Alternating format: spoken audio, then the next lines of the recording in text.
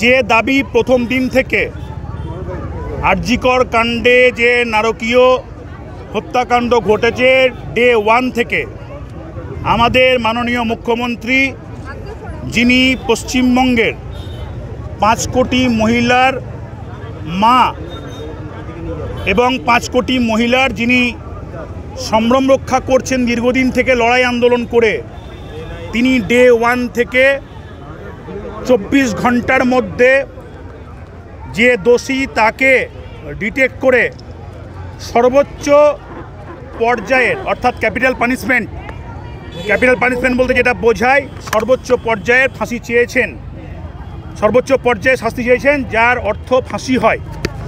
এবং তার এক ধাপ এগিয়ে গিয়ে আমাদের নেতা অভিষেক বন্দ্যোপাধ্যায় এরকম ঘটনা পুনরাবৃত্তি না হয় তার জন্য আরও কিছু ব্যবস্থা আছে আইনি প্রক্রিয়ার মধ্যে, জুডিশিয়ালি সেটাকে সংস্কার করে ফাস্ট ট্র্যাক তৈরি করে এনকাউন্টার সহ বাকি যে বিষয়গুলো আছে, যে বিষয়গুলো হিউম্যান রাইটকে অনেকটাই কনফ্লিক্ট করে, তার গণ্ডির বাইরে গিয়েও তিনি সেখানে দোষীদের শাস্তি চেয়েছেন।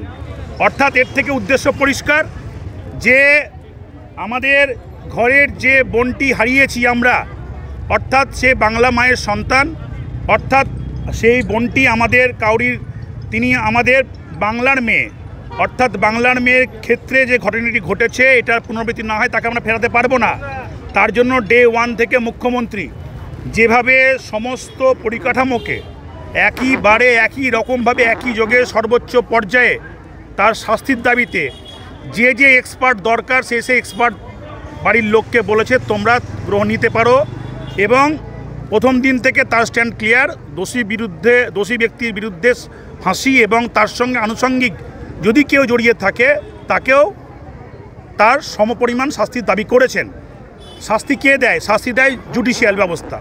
একটা মুখ্যমন্ত্রী মনে করলে পরে তো কাউকে শাস্তি দিতে পারে না।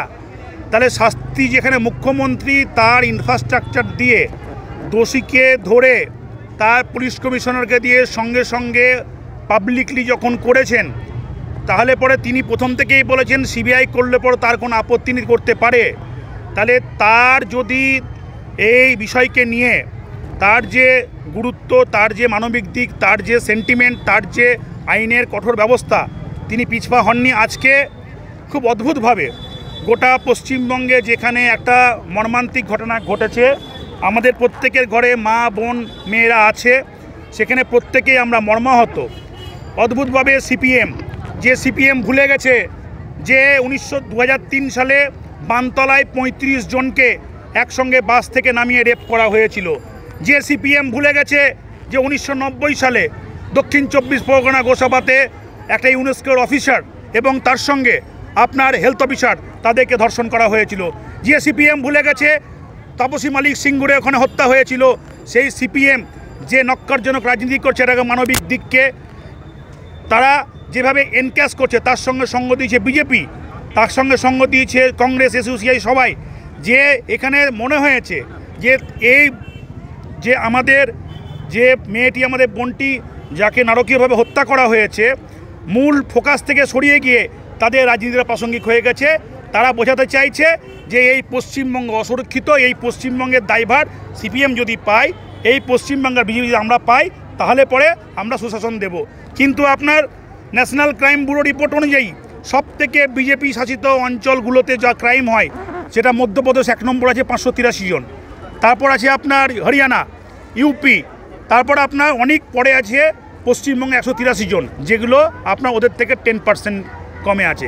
কালকে বিভিন্ন মিডিয়ার মধ্যে দিয়ে এটা এস্টাবলিশড হয়েছে যে পশ্চিমবঙ্গে গণতন্ত্র এবং পশ্চিমবঙ্গে আইনের শাসন কতটা জোরালো। নিশ্চয়ই এই ঘটনা ঘটেছে, সেই ঘটনাকে আমরা কেউ সমর্থন করি না। আমাদের মুখ্যমন্ত্রী থেকে, আমাদের পার্টি থেকে আরম্ভ করে আমাদের রাজনৈতিক বিবেক বলে, ধর্ম বলে সব কিছু ভুলে গিয়ে এই যে নারকীয় হত্যাকাণ্ডের পিছনে যারা জড়িয়ে আছে তাদের ধরে নিয়ে এসে তাদেরকে ট্র্যাক করে তাদেরকে ফাঁসি দিতে হবে, তার বিকল্প কোনো শাস্তি হয় না। অর্থাৎ সব কিছু এই প্রক্রিয়াটা জুডিশিয়াল প্রক্রিয়ার মধ্যে দিয়ে সম্ভব, যেটা অন্য কাউরি হাতে নেই। সেই জুডিশিয়াল ব্যবস্থাকে শক্ত করার জন্য যাবতীয় ইনস্ট্রুমেন্ট পশ্চিমবঙ্গ সরকার কাজে লাগিয়েছে মুখ্যমন্ত্রীর নেতৃত্বে। এবং এই যে সিবিআই এটাকে টেক আপ করলো, টেক আপ করার পর 24 ঘন্টার মধ্যে তো মাননীয় মুখ্যমন্ত্রীর প্রশাসন একটা কালপিটকে ধরলো, এবং সেখানে তো বাজ বিচার করলো না। কিন্তু আরও ইনভেস্টিগেশন করতে যে সময়টা দরকার ছিল, সিবিআইকে তার বাড়ির লোক চেয়েছে, সিবিআই হয়েছে, মহামান্য কোর্ট আদালত সিবিআইকে বলেছে, কিন্তু এখনও 72 ঘন্টা হয়ে গেল, কিন্তু সিবিআইয়ের তরফ থেকে দ্বিতীয় বিকল্প কোনো ইস্যু পাওয়া গেল না। অর্থাৎ আমাদের প্রত্যেকের যেটা ডিম্যান্ড, আমাদের পশ্চিমবঙ্গের যারা সাধারণ নাগরিক, সমস্ত জাতি ধর্ম পার্টি নির্বিশেষে যে দোষী যেই হোক না কেন তার ফাঁসি চাই, এটাই হচ্ছে আমাদের স্লোগান, এটাই হচ্ছে আমাদের অবস্থান, এটাই আমাদের মুখ্যমন্ত্রীর অবস্থান। তাহলে সেই জায়গা থেকে একবারে সিপিএম এমন করে বলছে, বিজেপি এমন করে বলছে, তাদের রেকর্ডগুলো তারা মনে হচ্ছে এক্ষুনি মমতা ব্যানার্জিকে সরিয়ে তারা ক্ষমতায় বসলে পড়ে একবারে সঙ্গে সঙ্গে আর কোনো ঘটনা ঘটবে না বা আর কোনো, তাহলে পরে নিজের দেশের যে রাজ্যগুলো আছে, যেখানে মধ্যপ্রদেশ, যেখানে ইউপি, যেখানে ওদের তো অনেক বলবান লোক, যেখানে দিল্লির কাছাকাছি আছে, যেখানে ক্যাপিটালে প্রধানমন্ত্রী বসে থাকে, তার 100 কিলোমিটারের মধ্যে যে বাজে ঘটনাগুলো ঘটছে, তাহলে পরে সেগুলো নিয়ে তো প্রশ্ন তোলা যায়। কিন্তু ভারতবর্ষের প্রত্যেকটা নাগরিকের, প্রত্যেকটা মেয়েদের সম্মান আছে, ভারতের সংস্কৃতি, ভারতের শিক্ষা, ভারতের রুচি আমাদের যেটা শেখায় যে ভারত আমাদের মা, এবং প্রত্যেকটা মেয়ের মধ্যে যে মাতৃত্ব লুকিয়ে আছে, প্রত্যেকটা মেয়ের মধ্যে যে আমাদের কন্যা লুকিয়ে আছে, প্রত্যেকটা মেয়ের মধ্যে আমাদের ঘরের প্রত্যেকটা মা বোনদের যে সম্ভ্রম আছে, সেটাকে রক্ষা করা ভারতীয় রীতিনীতি অনুযায়ী ভারতীয় পুরুষরা জানে। সেটার জন্য কোনো রাজনীতি করার দরকার পড়ে না।